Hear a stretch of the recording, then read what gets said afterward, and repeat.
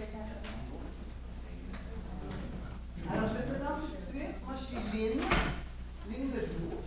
Et puis, je viens de chez Pierre. Je suis, dans le fond, la présidente du porte-parole. Des fois, on m'appelle la madame du groupe des hookers du Port-de-l'eau. Alors, je sais pas si vous comprenez le petit jeu de mots qu'il y a derrière les hookers du Bordello. Surtout les anglophones. Quand les anglophones lisent ça, là, ils adorent notre nom. Puis, le fait, notre nom nous a valu un faisant d'art. Non seulement par ce nom, mais aussi par la beauté de nos tapis. Alors, est-ce que vous connaissez un petit peu la technique du tapis coupé? Certaines? On n'en fait pas, on le regarde. Au Québec, on parle surtout de crocheter. À Chétican, on va reprocher un peu d'utiliser le mot hooker, on dit canalicisme, hookage. Mais à Chétican, puis dans les livres qui traitent de l'académie, vous allez voir, tout le monde utilise hooker, hookage, l'art du hookage et les hookeuses, naturellement, qui sont les plus importants. Alors, c'est une très vieille technique de nos ancêtres.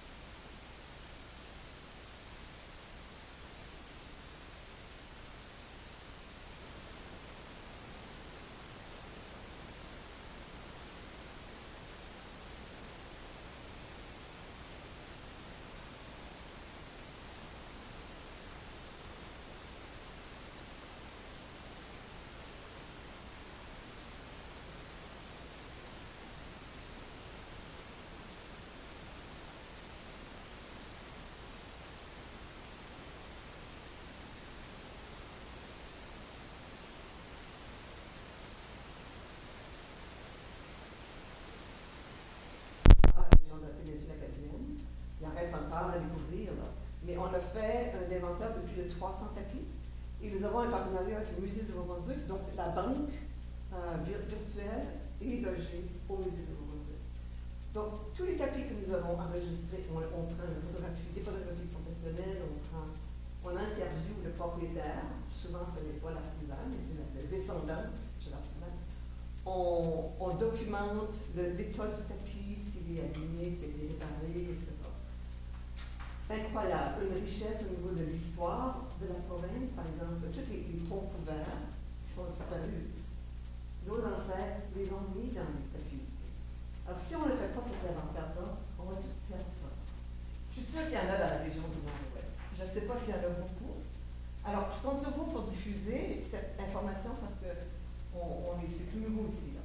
Durant le congrès, il va y avoir une mini-exposition de vieux tapis de la province. Certains sont plus âgés de 100 ans.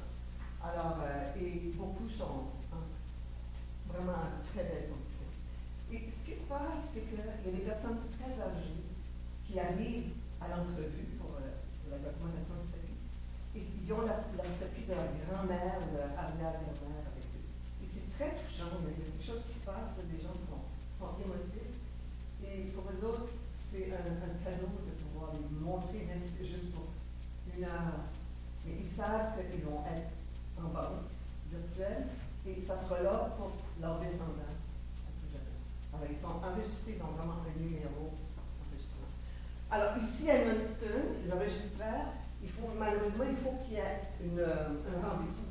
Parce qu'on doit fixer un horaire, on doit rencontrer ces gens-là. Alors, je ne sais pas si c'est complet, là, mais on a déjà une petite banque. On va faire l'enregistreur, mais pendant tout le temps du congrès, les gens vont pouvoir venir nous voir. Puis on va expliquer le processus, on va expliquer comment ça fonctionne, puis de ne pas hésiter pour le prochain enregistreur. Ça va pour ça? Donc, ça fait partie de notre mission de conserver ce patrimoine et aussi de le partager et de le transmettre aux autres générations. Okay. Alors, pour le Congrès mondial acadien, les Hookers vont offrir 3 expositions dans 3 régions hôtesses. Donc, hier, nous avions une conférence de presse au Maine. Alors, au Maine, ça va être à l'église Saint-David, qui est magnifique. Et à l'église Saint-David, nous allons offrir une exposition que nous avions faite lors du Congrès mondial acadien de la péninsule acadienne. C'est Divine Fenêtre Sacrée Hookers. Puis, je fais juste une petite parenthèse parce que je trouve que l'idée de faire un lien entre les différents congrès, je trouve qu'il y a une valeur à ça. Parce que je suis certaine qu'il y a bien des gens qui ont vu cette exposition-là, peut-être pas beaucoup dans la région du Nord-Ouest, mais il va y avoir des gens du Sud et du Nord de la péninsule qui vont venir et qui vont dire « Ah oui, je l'ai vue, elle était chez moi ». Ça leur donne l'occasion de faire le lien là, entre ces deux congrès-là. Dans le fond, 5 ans, c'est pas si mal que ça, je pense que c'est hier, le congrès dans la péninsule. Alors, moi, je trouve que l'idée de faire un lien, de reparler de ce qu'ils ont vécu dans d'autres congrès, c'est grave. Alors, Divine Fenêtre à Hookers, c'est une exposition qui est vraiment, surtout si on voit que dans la péninsule acadienne, il y a beaucoup d'églises qui sont probablement en voie de disparition. Alors, ce sont ces églises-là que nous avons placées dans nos tapis. Alors, à l'église Saint-David, il va y avoir une collection de 14 tapis. Alors, en voici un. Ceci, c'est le tapis de l'église Notre-Dame des Flots à Lameth.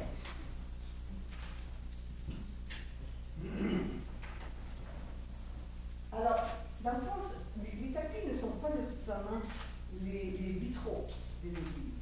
Ce sont une composante, un amalgame des composantes, des éléments qu'on retrouve dans l'église. Alors, nous, on est parti, on a pris peut-être 2000 photos des églises à l'intérieur, et les artistes ont pris certaines parties de ce qu'on retrouvait dans l'église. Ils ont fait une maquette qu'ils ont ensuite coupée.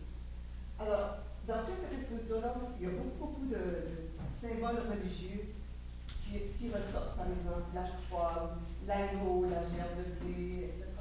Alors, on a préparé un petit document qui va venir compléter l'exposition, qui présente justement les symboles religieux. Alors, tout ceci va être dans l'église Saint-David, et les 14 tapis sont tous de grand format.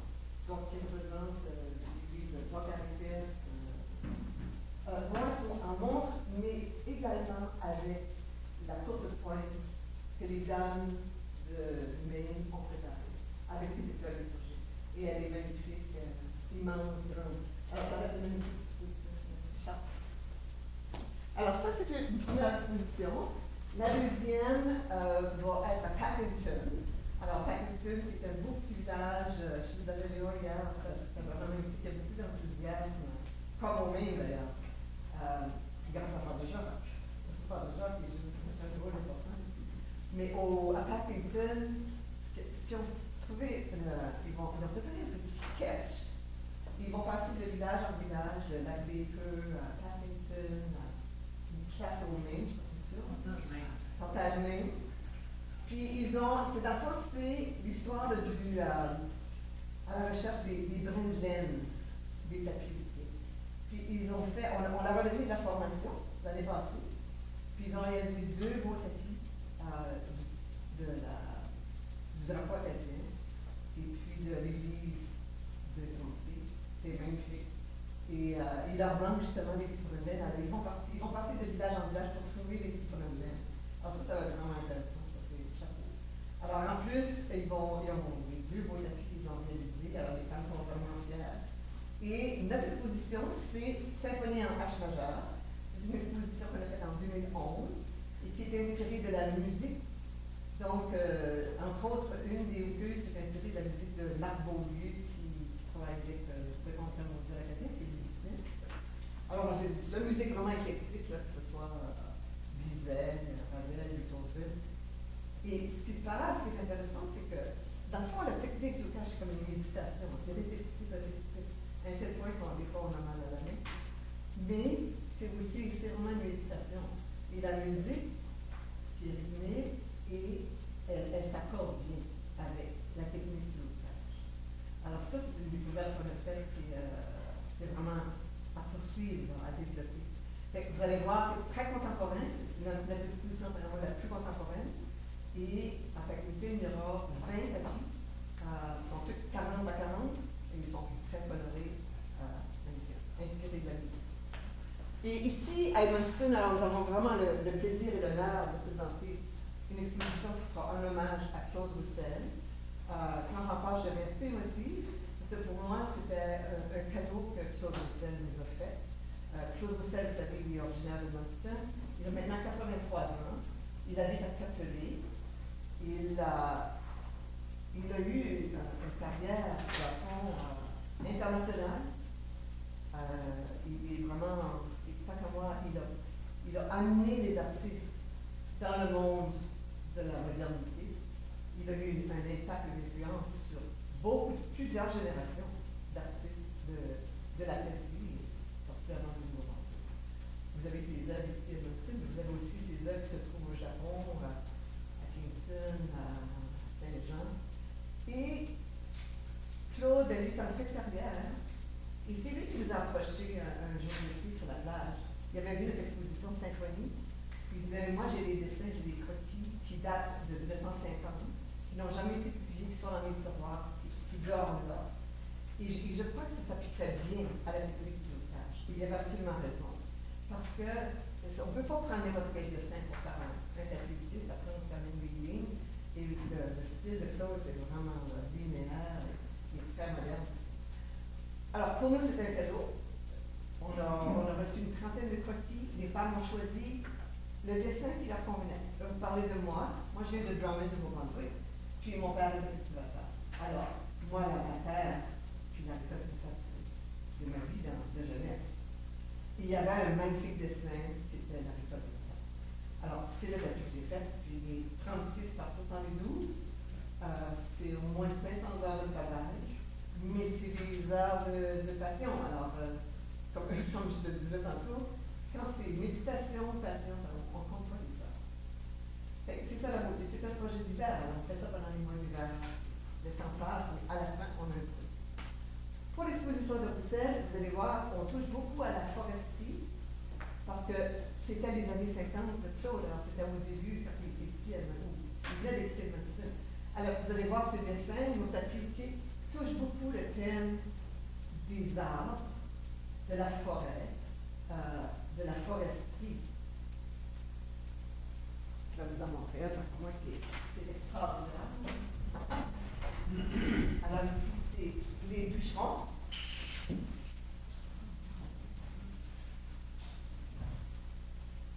Et je vais vous dire, la dame chaque vanille de laine.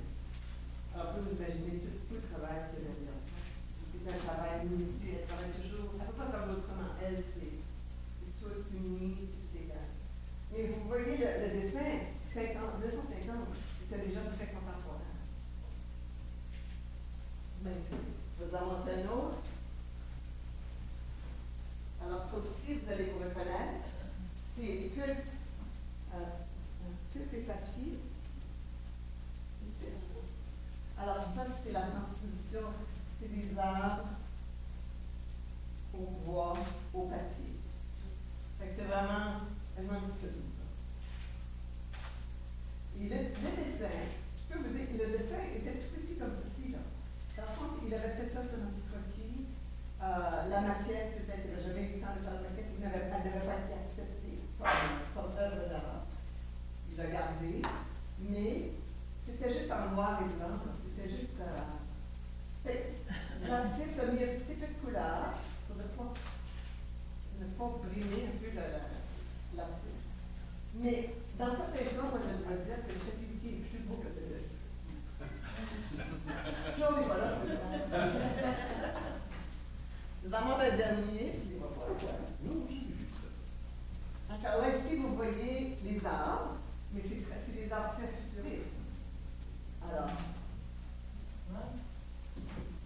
c'est ça. Claude, quand il était ici, au début de sa carrière, il était avant-gardiste. Alors, les gens ne comprenaient pas son art. Mais c'est pour ça qu'il a eu une influence sur la modernité des arts en Amérique. Alors, ça, c'est un exemple. Un dessin comme ça, en 250, on en avait pas beaucoup plus tard. Alors, vous voyez la qualité du travail de la bouteuse. C'est la perfection des tailles. Utilise la laine, est-ce que c'est une laine spécifique ou c'est pas la laine? Chez eux autres, ils utilisent toujours de la laine de brun. C'est la petite laine. Ça ressemble à ça. Pour ça, ça fait un travail très délicat. Les opus du bord de l'eau, c'est de l'aspect, on veut vraiment s'éloigner des sentiers battus. Alors, nous, on utilise n'importe quoi. On utilise des sacs de chips, on utilise la fourrure, on utilise tout. Mais il y a certains tissus qui s'appliquent mieux à certains dessins. Comme par exemple celui-là, ça c'est de la doublure qu'on retrouve dans les manteaux. C'est mince, c'est léger, on les coupe en lanière et on roule. Mais il y a aussi, comme ici, il y a toutes sortes de matériaux dedans. Il y a la laine, mais il y a aussi du feutrage. Alors de plus en plus, on a tendance à mélanger feutrage, qui est encore plus long que le hautage, feutrage avec hautage. Et ça fait vraiment un beau mélange. Ça ici, c'est feutrage avec hautage. Alors, voilà les trois expositions. Ici, à Edmundston, nous allons être dans le Jungha, près de la cafétéria, et vous allez avoir 18 tapis individuels. Alors, vous voyez un peu l'ampleur de l'exposition. 18 tapis individuels. Nous avons aussi réalisé ce que j'appelle une mosaïque. Et la mosaïque, alors, 51 pouces de haut. Dans le fond, ceci, ça fait partie de la mosaïque. Ça, c'est 51 pouces de haut. Mais elle a 18 pieds de longueur. Alors, c'est vraiment majeur. Et le thème, c'est les sous-bois du Madawaska. C'est beau, hein? Alors, c'est toute la forêt, les sous-bois, les arbres, ça, je suis certaine que ça va être vraiment apprécié. Et on l'a utilisé pour notre bannière, que vous voyez là-bas. Alors, c'est deux visions, deux passions, des œuvres d'art transposées en stabilité. Alors, c'est vraiment l'essentiel de cette exposition-là.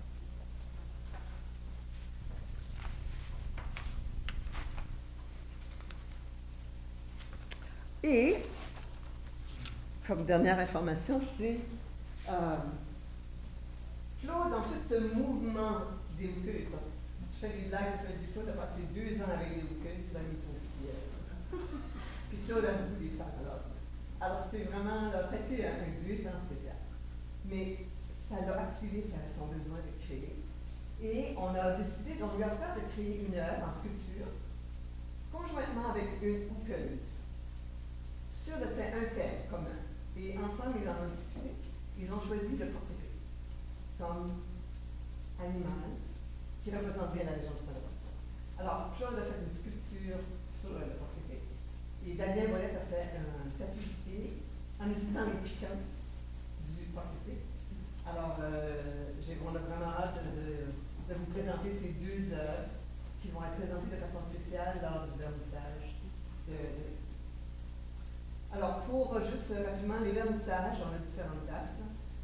Almanston, le vernissage va être le 11, un 5 à 7, ici. Et Bernard Richard a accepté de rendre hommage à Claude Roussel. Alors, je pense que ça va être vraiment apprécié de Claude. À Paddington, c'est le 10, après la messe, le matin, le dimanche. Et puis, au Maine, c'est le 7. Le 7, un 5 à 7, heure de Maine. Et en même temps, on va inaugurer la grande porte-pointe des dates. J'ai pris beaucoup de temps. Est-ce qu'il y a des questions? Avant, tout à l'heure, j'ai demandé à Emilien de conclure. Puis, je pense que vous êtes une vingtaine dans votre groupe. Ça fait combien de temps que le groupe existe? Dans le fond, le groupe existait plus ou moins, là, même pas un petit noyau, là, avant 2004. Moi, j'ai fait ma carrière à Ottawa, je suis arrivée dans la région en 2001. Et puis, je vous dis, la première fois que j'ai booké, pendant une heure, j'étais assez frustrée, j'avais mal partout. Toute crispée. Maintenant, je peux faire ça dans un grand mouvement.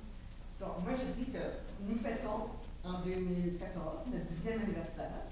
Et nous fêtons le 10e anniversaire avec une exposition une 10e exposition. Alors, c'est beaucoup dire, un groupe d'artistes qui réalise 10 expositions majeures, et pour toutes majeures, c'est dans 10 ans, c'est beaucoup. Fait que ça, on est fiers de ça. Puis on va souligner ça, probablement qu'on va souligner ça, on va souligner sûrement avec un super ici, là. Mais on va le souligner aussi lors de l'exposition de Roussel, qui va être en monte au Musée acadien de l'Université de Moncton, à partir du mois d'octobre. Octobre-février, cette exposition-ci va être en monte au Musée acadien. Et c'est vraiment l'année de Roussel, parce que Roussel va être également fêté par la Galerie Beaverbrook, donc ils vont faire le gala, et c'est Roussel qui va être à l'honneur.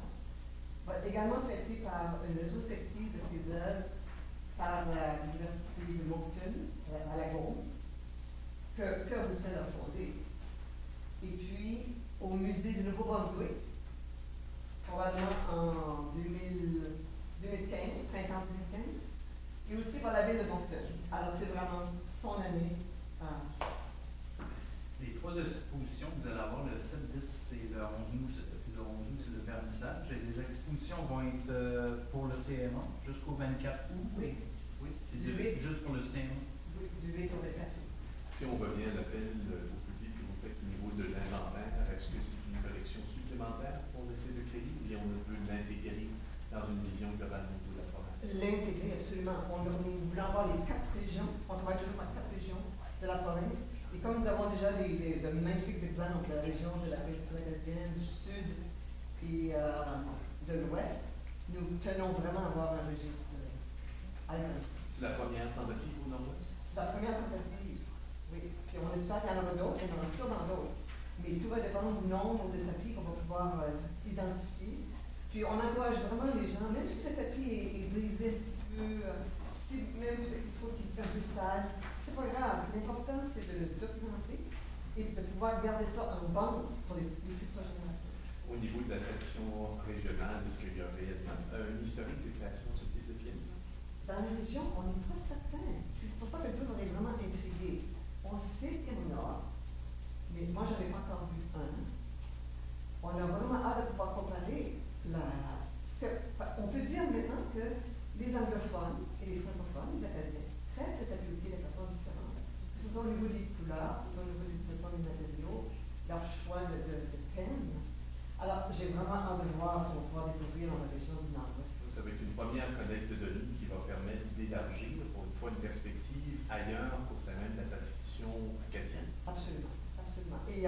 Québec, que ce soit en Nouvelle-Écosse, que ce soit même au musée des civilisations, c'est un musée des civilisations à Ottawa. Alors, c'est une initiative qui a vraiment de la valeur pour la province.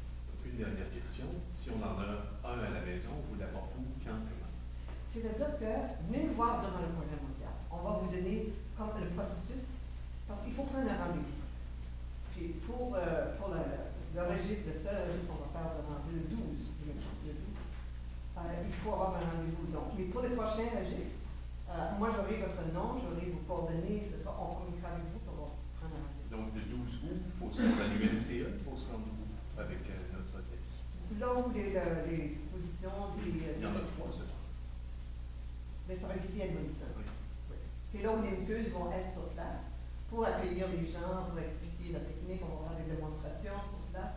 Alors c'est là où on va. Donc, le 12 août, si j'ai un tapis, je viens ici. C'est pour ça que je corrige.